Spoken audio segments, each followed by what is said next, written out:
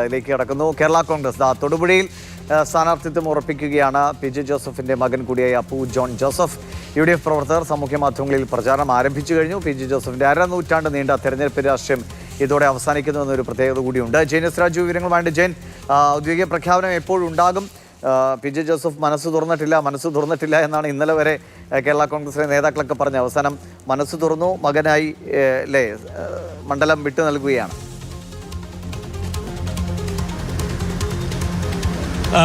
ദിവിഷ്, PJ Joseph ഇതുവരെ പൂർണ്ണമായി മനസ്സ് തുറന്ന് അദ്ദേഹം ഒരു പ്രഖ്യാപനം നടത്തിയിട്ടില്ല. ഔദ്യോഗിക പ്രഖ്യാപനം അല്പസമയത്തിനകം തന്നെ ഉണ്ടാകും. മുഴുവൻ സ്ഥാനാർത്ഥികളുടെയും ഒരുമിച്ചുള്ള പ്രഖ്യാപനമാണ് ഉണ്ടാവുക എന്നുള്ളതാണ് കേരള കോൺഗ്രസ് നേതൃത്വം അറിയിച്ചിരിക്കുന്നത്. 8 നിയമസഭാ മണ്ഡലങ്ങളിലായിരിക്കും PJ ജോസഫ് വിഭാഗം മത്സരിക്കുക. നമുക്കറിയാം, കഴിഞ്ഞ തവണ 10 മണ്ഡലങ്ങളിലാണ് മത്സരിച്ചത്. ഇത്തവണ ഇടുക്കിയും ഏറ്റുമാനൂരും അത് കോൺഗ്രസ് ഏറ്റെടുക്കുകയാണ്.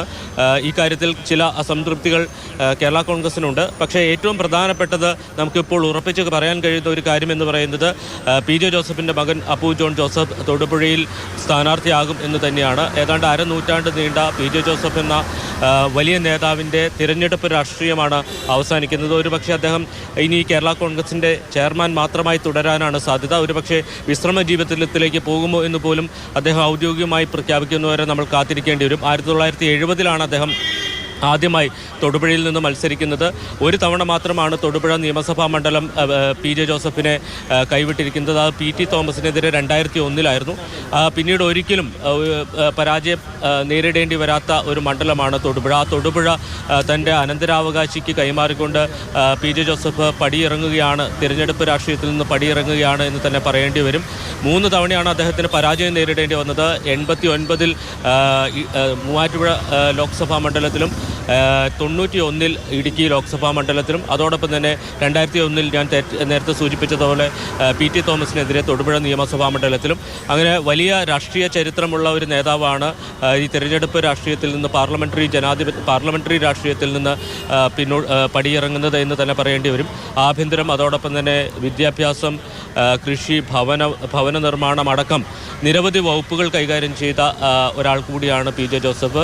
എന്തായാലും ഈ കാര്യത്തിൽ ചില സ്വാരസ്യങ്ങൾ കേരള കോൺഗ്രസിൽ നിലനിൽക്കുന്നുണ്ട്. PJ ജോസഫിൻ്റെ മകൻ തന്നെ കേരള കോൺഗ്രസിൻ്റെ സംസ്ഥാന കോർഡിനേറ്റർ എന്ന പദവിയിലേക്ക് വന്നപ്പോൾ തന്നെ തൊടുപുഴയിൽ നിന്നടക്കം ചില നേതാക്കൾ ആ പാർട്ടി വിട്ടു പോയിരുന്നു. അദ്ദേഹത്തിൻ്റെ സ്ഥാനാർത്ഥിത്വം ഇപ്പോഴും പൂർണ്ണമായും ഉൾക്കൊള്ളാൻ പല നേതാക്കൾക്കും കഴിഞ്ഞിട്ടില്ല. അതുകൊണ്ടാണ് PJ ജോസഫിന് ഇക്കാര്യത്തിൽ ചില ബുദ്ധിമുട്ടുകൾ, ചില തുറന്നു പറയുന്നതിനൊക്കെയുള്ളൊരു ബുദ്ധിമുട്ട് എന്നാണ് മനസ്സിലാക്കുന്നത്. എന്തായാലും ഔദ്യോഗികമായി പ്രഖ്യാപിക്കേണ്ടതുണ്ട്. അല്പസമയത്തിനകം പ്രഖ്യാപനം ഉണ്ടാകും. ഇപ്പോൾ തൊടുപുഴയിലെ ഒരു സ്വകാര്യ ഹോട്ടലിൽ ഈ 3 പേർ യോഗം ചേർന്നുകൊണ്ടിരിക്കുകയാണ്. മോൻസ് ജോസഫ് കടുത്തുരുത്തിയിൽ നിന്ന് തൊടുപുഴയിലേക്ക് എത്തിയിട്ടുണ്ട്. അതോടൊപ്പം തന്നെ അപ്പു ജോൺ ജോസഫും PJ ജോസഫും ഇവിടെ എത്തിയിട്ടുണ്ട്. ഇവർ പരസ്പരം സംസാരിക്കുകയാണ്. എന്തായാലും സ്ഥാനാർത്ഥികളുടെ ലിസ്റ്റ് സംബന്ധിച്ച അന്തിമ ചർച്ചയും അതോടൊപ്പം തന്നെ അപ്പുവിൻ്റെ ഈ മണ്ഡലത്തിലേക്കുള്ള കടന്നുവരവും ഉൾപ്പെടെയുള്ള വിഷയങ്ങളുമായിരിക്കും ഒരുപക്ഷെ ചർച്ചയാവുന്നത്.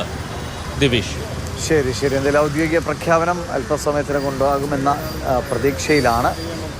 നിലവിൽ തൊടുപുഴയിൽ അപ്പു ജോൺ ജോസഫ് മത്സരിക്കുമെന്ന് ഏറെക്കുറെ ഉറപ്പായി കഴിഞ്ഞു. നേരത്തെ ജെയിൻ സൂചിപ്പിച്ച പോലെ പൂർണ്ണമായിട്ടും PJ ജോസഫ് മനസ്സ് തുറന്ന് പ്രഖ്യാപിച്ചിട്ടില്ല. ഔദ്യോഗിക പ്രഖ്യാപനത്തിന് വേണ്ടി കാത്തിരിക്കാൻ 8 സീറ്റുകളാണ്